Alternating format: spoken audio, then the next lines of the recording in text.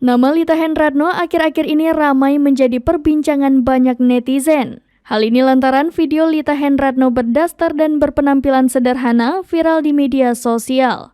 Lita Handratno yang lahir pada tanggal 11 Agustus 1995 itu adalah finalis perwakilan Sulawesi Tenggara. Di dunia pendidikan, Lita Handratno seorang lulusan Universitas Gunadarma Fakultas Teknik Industri yang mengambil jurusan Teknik Informatika. Lita pernah menjadi Paskibraka Provinsi Sulawesi Tenggara tahun 2012 lalu. Sebelum mengikuti kontes kecantikan, Lita Handratno pernah menjadi pembawa baki bendera pada perayaan Hari Ulang Tahun Kemerdekaan Indonesia ke-73.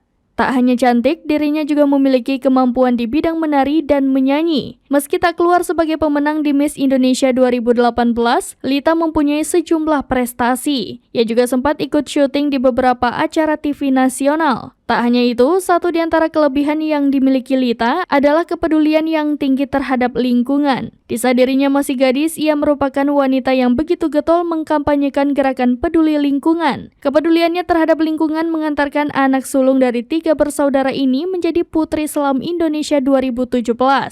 Pada tahun 2020, Lita Handratno memutuskan untuk menikah dan mundur dari dunia entertainment.